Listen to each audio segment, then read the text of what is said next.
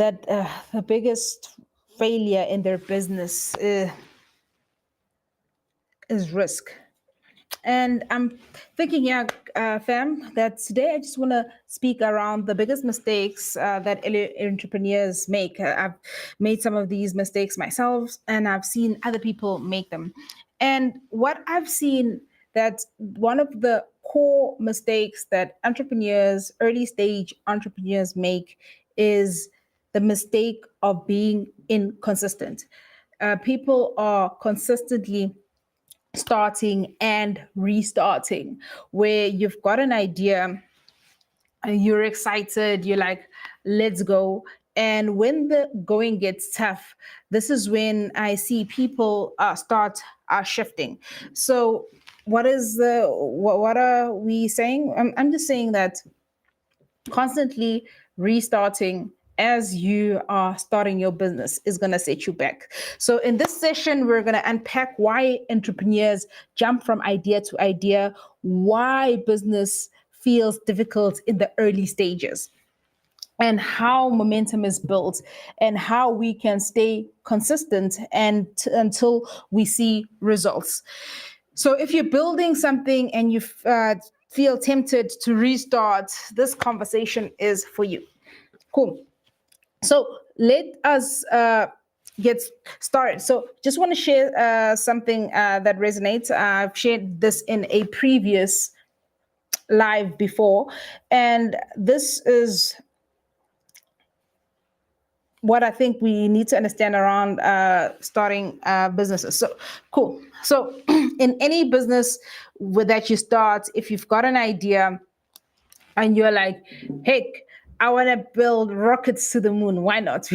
We always using short and simple examples, but yeah, you're just like, hey, I want to build a rocket company. And then in the beginning, you've got all this uninformed optimism. Let me just put up the image. Cool. You've got this uninformed optimism. So you're thinking that your product is the greatest thing in the world. You're thinking that you've got customers. Your customers will be banging down on your door. You feel like your cash flow is just going to work, that you're going to have money to get the stock, you're going to have money for logistics, money for distribution. So you've got all these cool ideas about how this product or service is revolutionary for the people you want to serve. You're excited, you go in guns blazing, and you've got this uninformed optimism. And then as you as you do life, hey, and as you try execute on your business, then you hit stage 2. So you hit this up to like this informed pessimism, where you realize, hey, that things are not as easy as they seem. So you realize that building the rockets, R&D, challenging. I need to bring in more experts. I need to bring on people to help me out. Then you realize that although everybody says that your rocket idea is cool, when you're trying to secure someone to pay for the rockets, then you're just like, this is harder than it seems. So this is when you are in it and you are actually working on your business, and now you're just seeing the challenges of how it is. Then you start thinking that it would have been easier to start a different type of business, or you start seeing your friends, you start seeing other entrepreneurs doing better at a different thing, and then you're just like, let me shift. So that is when you have your informed pessimism, where you inside and now you feel the reality of the business that you are trying to drive, and then you're like, oh my goodness, it's not as easy as it seems. And as you push through that, then it gets really tough, right? Stage 3, you're in the valley of despair. Now you're just thinking, "Benyapi moingwele, benyapi." How do I go get through these storms? This is when things get a lot hectic. A lot hectic. Sometimes you'll just suffer with just the product not coming right, the product not taking shape like you envisaged it. Sometimes it'll be just landing the customers. Sometimes the customers just say no, hey, and you need to pivot. You need to see how you solve for them, how you rein them in, how you make the product more attractive, more suited to their needs. This is where it feels like nothing is working. And as you feel that nothing is working, you keep at it, you just keep showing up, keep putting in the reps, and then you can reach stage 4. That is your informed optimism.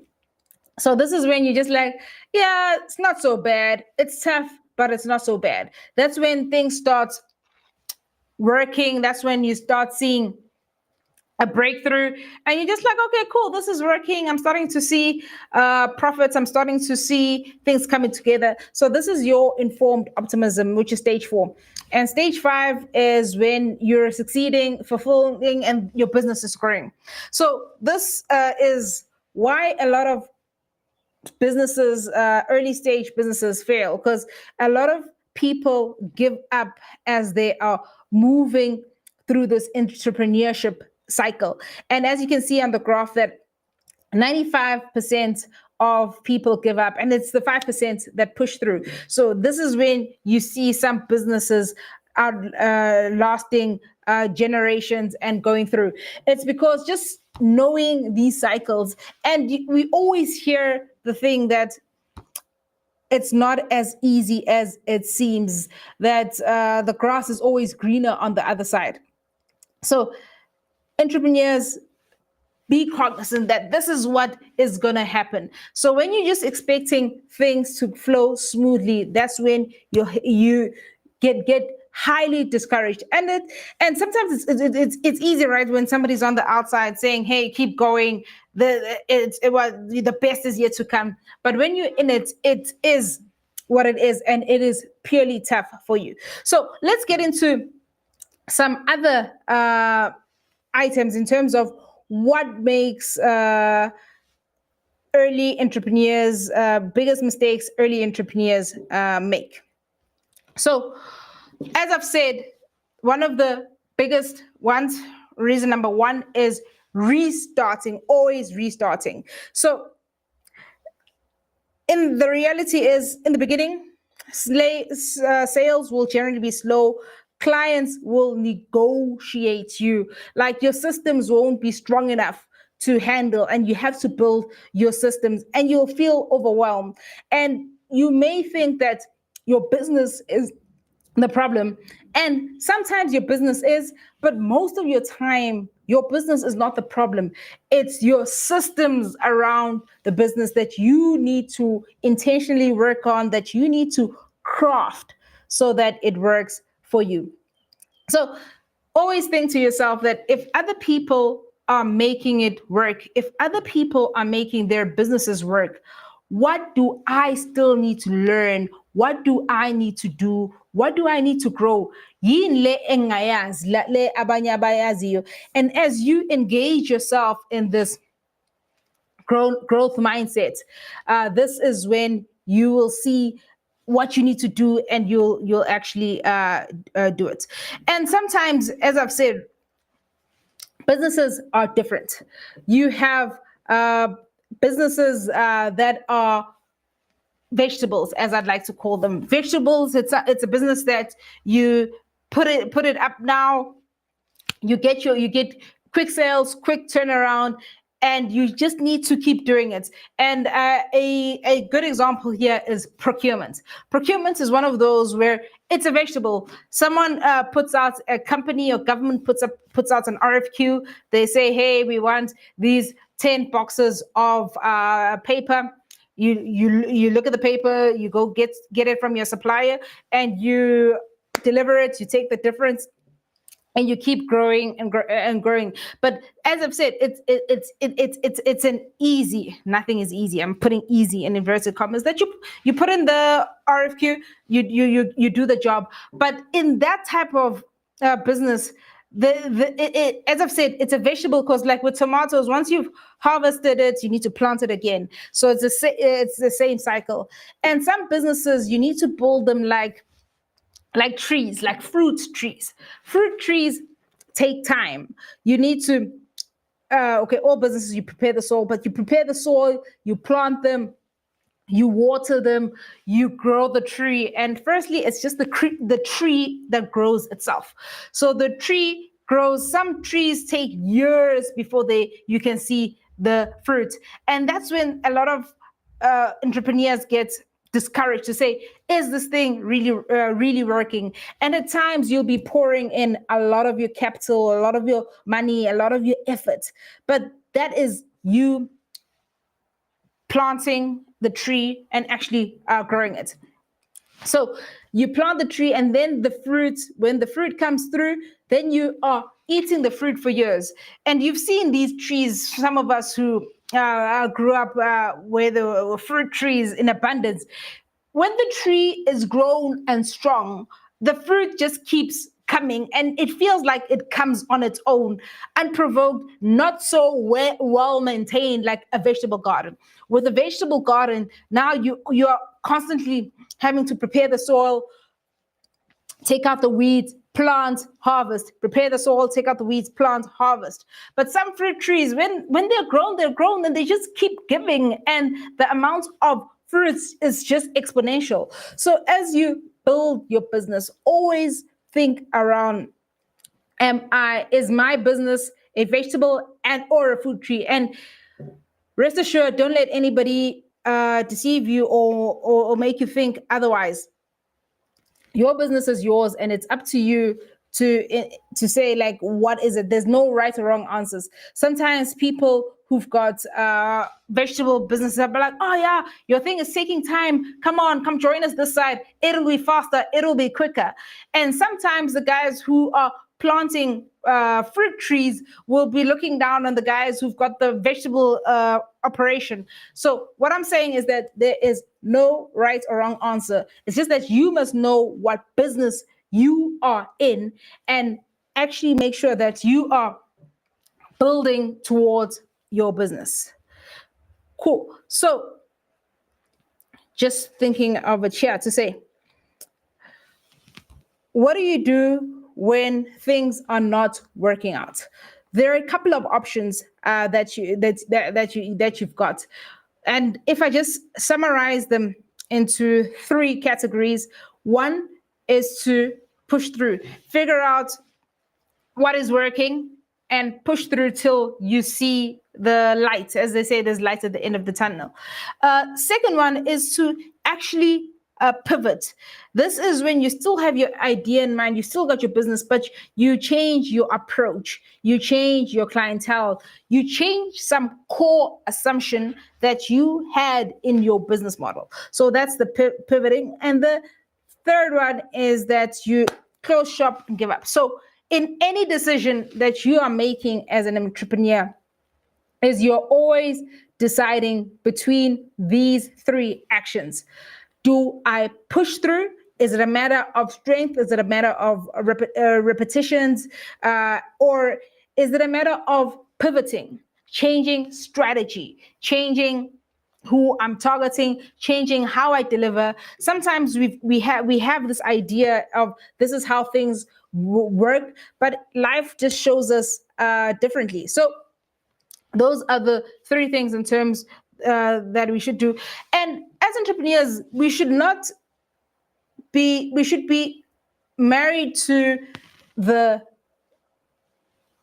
success of it, but not the how. Sometimes, okay, let me put it another way, is we should be focused and zone in on the problem, because customers generally pay for their problem to be solved. Sometimes we are so fixated on our product and what we can offer, as opposed to the pain that we're solving for the clients. And this is where it gets tricky when it comes to pivoting, because when you see that this is your client and this is how they want to get served, or these are the angles you can approach, if you are focused on solving the problem, solving the pain, it makes pivoting easier than just being steadfast to say, this is my product, take it or leave it. And the cool thing is, I always encourage entrepreneurs to say, this entrepreneurship thing, some people came before you. You are not the first person, you are not the last person. So get into community with people who've been there, done that. So some guys, some ladies will advise you, and sometimes we think that people gatekeep information. As much as people gatekeep information, I've been witness to people actually sharing information, sharing ideas to be like, hey, if you tackle it like this, it'd be better. So I remember when I first started my events business, uh, always got excited, last minute clients. It's because in the events industry, you're selling the products or the services that you have, but most importantly, you're selling time, right? Because once the weekend has passed, or that week, then you had capacity to deliver. So I'd get very excited with last minute clients. And one of my suppliers slash mentors would sit me down and be like, because I'd still need to get some capacity from them. And they'd be like, hey, oh yeah, it's cool that you've got this, but Tembi, calm down, think about it. Although it may seem exciting now, vet your last minute clients. Not all last minute money is great money.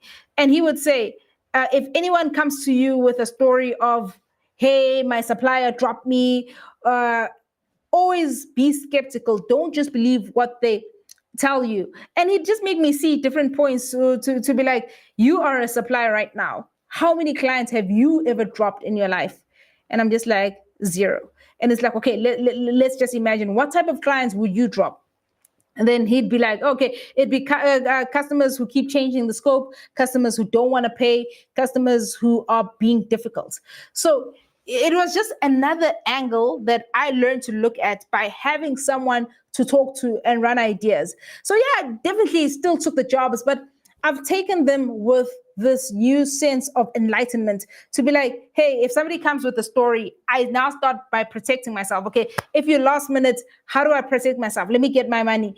Am I being pushed for a lot of discounts? So these are all the things. So what am I saying is that as you get into a business, be in community with entrepreneurs who've done it, people who can share their wisdom with you. So another one.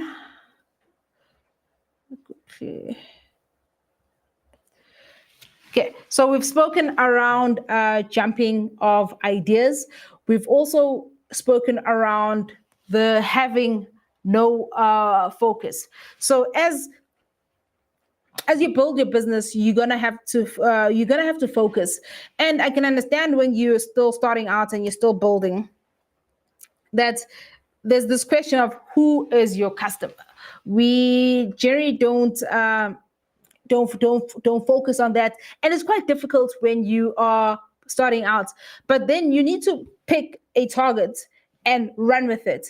And as you are trying things, you will learn what works, what doesn't work, and then you start pivoting around that. So it's important that you stay patient as an entrepreneur, and to know that things are not always as simple as they seem.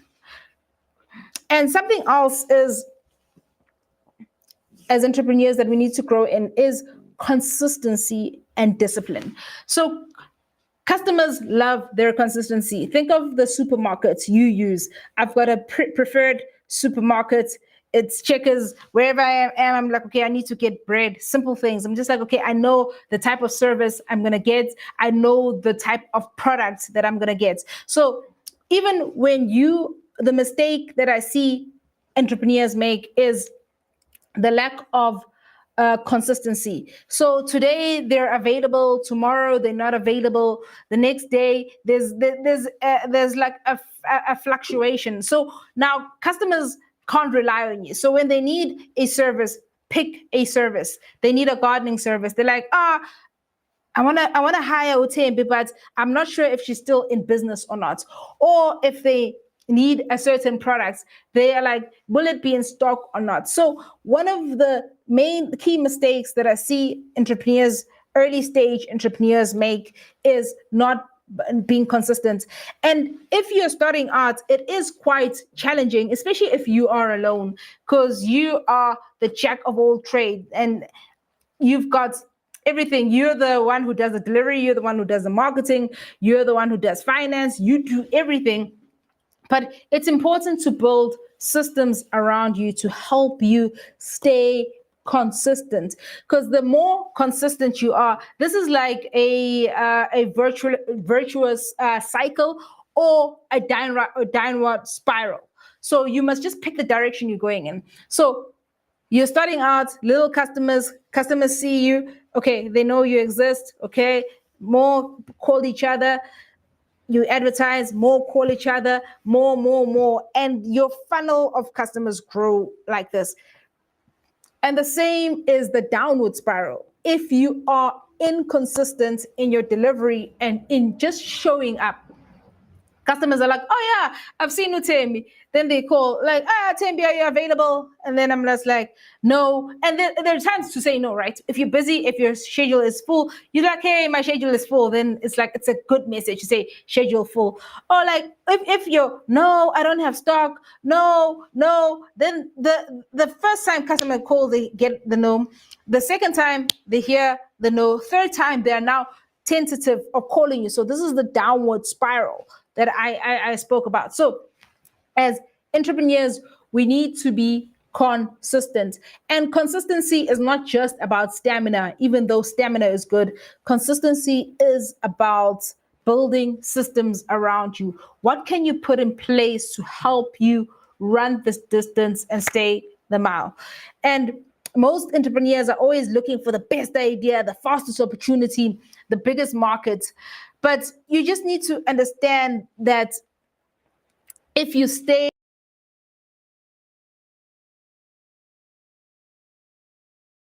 in your market, and if you learn and if you absorb and take each lesson as you come along, sales become easier, your reputation grows, and referrals start. The biggest growth to your business are word of mouth. And the cool thing about word of mouth customers come through your consistency and your discipline, is because word of mouth, you don't need to do a lot to land them. Like with guys, with customers where you advertise, you still need to convince them this is who you are. But if I tell my friend to be like, hey, this is where I get this service, my friend trusts me, and they lend, and I lend my reputation to you because I've recommended you. So ensure, if you're consistent and disciplined, the more you service customers, the more the word gets out that you are the best, and customers keep coming. So what am I saying? One of the big mistakes entrepreneurs make is not being consistent. So for you to walk this journey, be consistent. And another mistake that I've seen entrepreneurs make is pricing. Pricing is a delicate one. Maybe in a different session we'll chat about pricing. But there's always a fine balance to pricing. Sometimes you can go too high and price yourself out of the market, but sometimes you can price yourself too low. Something I've seen, especially early entrepreneurs, is pricing themselves too low, where and the thinking, I can understand the thinking to say, nobody knows me, I'm trying to break into the market, so I'll make my service cheaper so that people are attracted and take my service just based on price.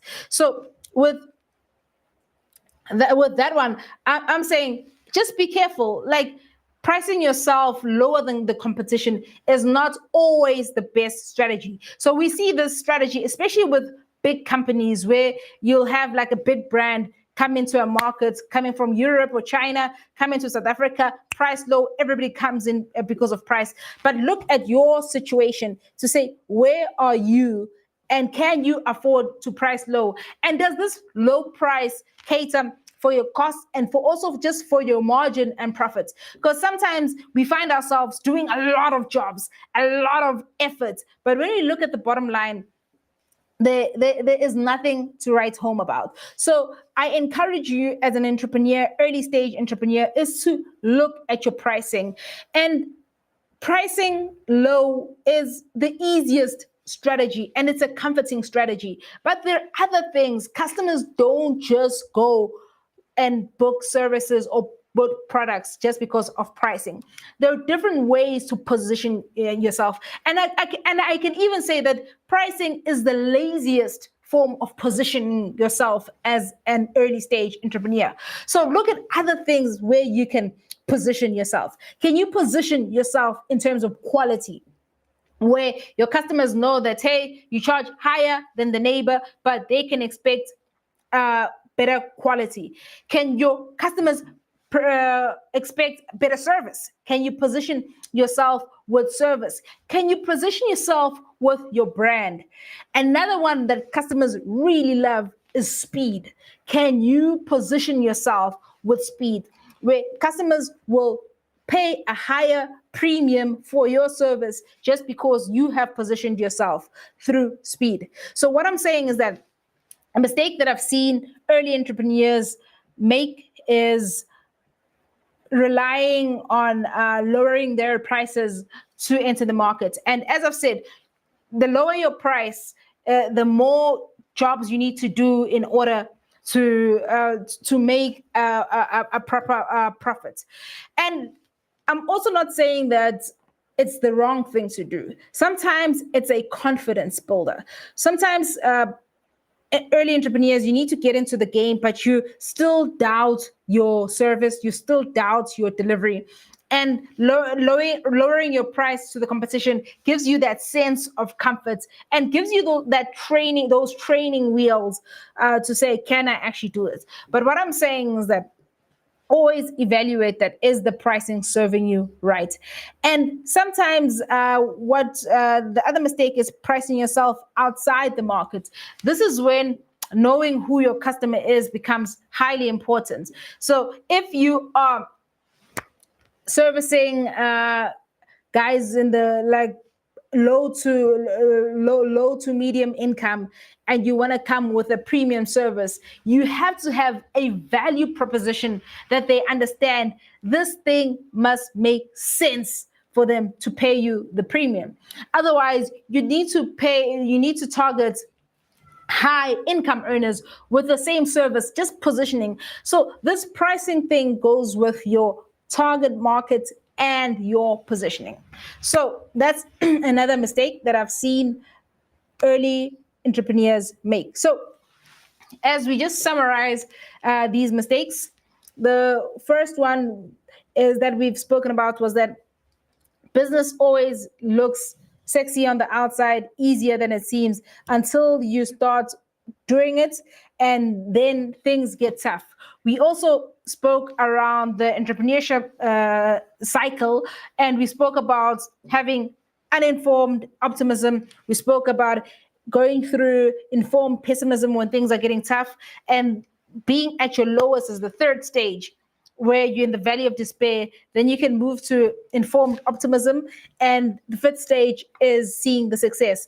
And this thing is a cycle. And sometimes when you're now at stage 5 in your current business, you're just like, oh, something new idea, shiny. You go into there, you're still going to experience the same 5 stages. So be of good courage. This is what happens. We also spoke around the type of business that you are having, whether it is a vegetable garden or a fruit tree, noting that fruit trees take time, but once they've grown, they become big and can hold their own with not as much effort as your vegetable garden, which will keep giving you quick profits, but you always have to put in the same amount of work to get out that fruit. We also then spoke around consistency and discipline to say, as entrepreneurs, we need to be consistent, we need to have discipline, and that will take us forward into our success. Then, lastly, another mistake that we spoke about is the pricing mistake. Pricing too low or sometimes too high without a defined target market and value proposition. So, just going to check some chats. So, we've got a comment here from No If 34R boy. He says, "Where do you see yourself in 5 years?" I think this is a cool question, and I think as an early stage entrepreneur, it's worth answering. And sometimes it's a scary question to answer. Where do I see myself in 5 years? Currently, we are based in Johannesburg, South Africa. We've got a single branch for 10B's Connection House. In 5 years, definitely we should be in Durban, in Cape Town, major cities.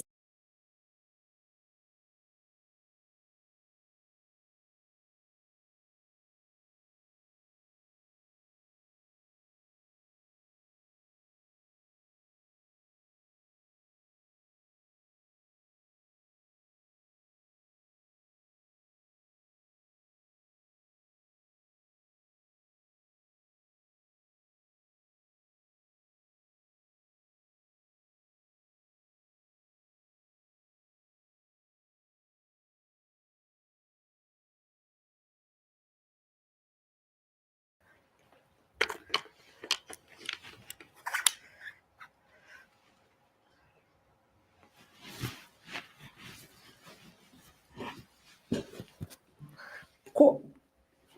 So, as I was just concluding to say, where do I see us in 5 years as Connection House? I see us in the major cities and actually doing great things, doing international shows. A lot of our shows are South African. We've done a few international, but doing big international shows would be a cool one for where I see us in 5 years.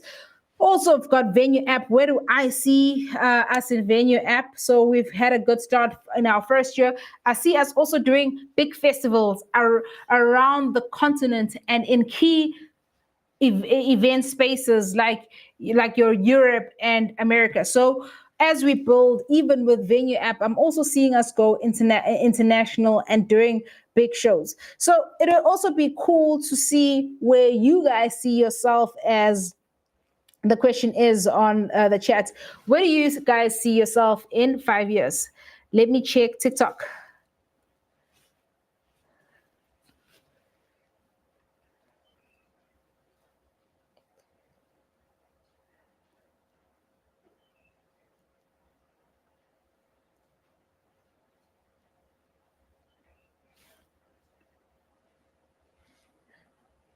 Okay, so just checking 5, 4, 3, 2, 1. Not seeing any comments. So with that, I'm gonna call it. Thank you very much for joining. Always a pleasure to have you to be with you on this live every Thursday.